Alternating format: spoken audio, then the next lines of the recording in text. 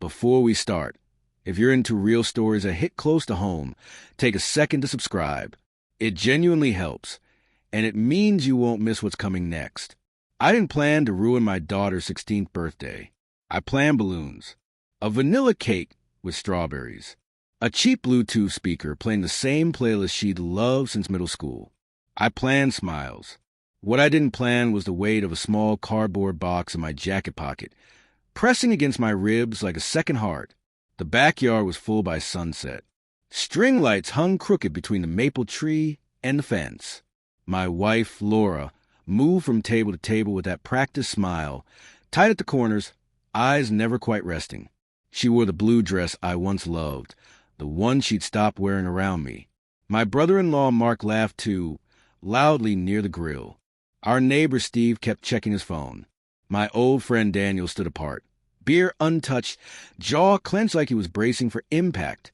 Men I'd trusted, men who'd been in my house. My daughter, Emma, spun in a circle, showing off her dress. 16, bright, unaware. She hugged me, smelled like vanilla lotion in summer sweat, and whispered, "Don't cry, Dad." I smiled and told her I wouldn't. Then my phone buzzed. A text from Laura, even though she was 10 feet away. "Please don't do this. We can talk later." Later, that word had followed me for years. Later, when work calms down. Later, when Emma's older. Later, when things feel safer. I watched Laura's hand tremble as she set down a tray of cups. She wouldn't meet my eyes. When it was time for gifts, everyone gathered around the long table. Forks clinked. Someone whistled. I stood up instead of Emma. "I got something a little different," I said, my voice steadier than I felt. I reached into my jacket and placed the box on the table. Plain, unlabeled, the air shifted. Every man there went quiet, like they already knew what it was. Emma frowned. "Dad." I looked at the faces around me and wondered, how many lives does it take to build a family? I didn't open the box right away. I let it sit there, soaking up the silence. The grill hissed behind us.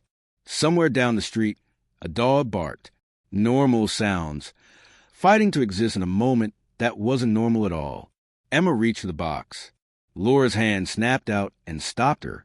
"Don't," Laura said too fast. That was all it took. I lifted the lid. Inside were 6 sealed DNA test kits, neatly stacked like something clinical. Cold. Final. Emma's eyes widened, confused. The adults didn't look confused at all. They looked exposed. "I took a test last month," I said. Father-daughter. Routine, or so I thought. Laura's face drained of color. Mark sat down hard in his chair. Steve's phone slipped from his hand and clattered onto the table. The results said there was a 0% match. I continued. My throat burned, but I didn't stop. So I did what anyone desperate would do. I tested again. Different lab. Same result. Emma shook her head slowly. "That's not funny, Dad." "I know," I said, turning to her. "That's why I didn't laugh." Laura finally spoke, her voice barely there. "You promised you wouldn't do this in front of her." "So it's true," I said. Not a question anymore. 16 years replayed in my head like broken clips. Laura guarded her phone. Late night errands. The way certain men lingered too long at birthdays. How Emma's brown eyes never matched mine, or Laura's. How people joked she had an old soul, like Daniel's. Daniel stood abruptly. "I didn't know," he said. "I swear, I found out years later. Laura told me it couldn't be mine." Laura burst into tears. Loud, uncontrolled. The kind meant to drown out everything else. Mark whispered, "Jesus."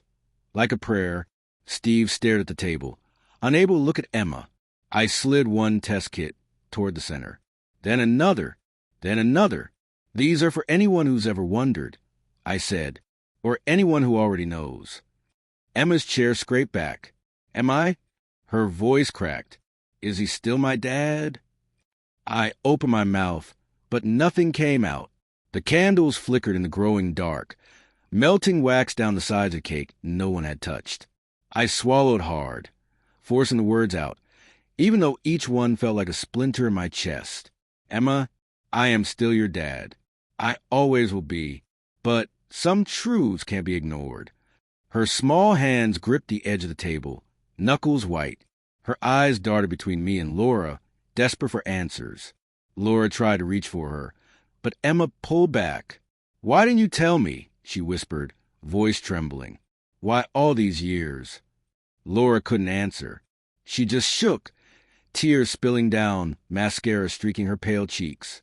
I thought I was protecting you," she said, voice broken. "I never wanted to hurt you." "Protect me?" Emma's voice rose. "By lying about who I am? By letting me grow up thinking this was normal?"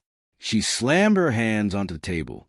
The sound echoed, sharp, slicing to the warm backyard air, through the string lights, through the heavy tension that had been building for years. I wanted to scream, to rage, to punish, but nothing would fix it. I looked around. Daniel avoided my gaze. Mark and Steve seemed frozen, trapped in the aftermath of secrets they'd been part of. And Laura, she crumbled in front of her daughter, the very person she tried to shield. Emma stood suddenly, chair falling back with clatter. "I need air." She ran past the adults, leaving the box, the kits, the suffocating silence behind.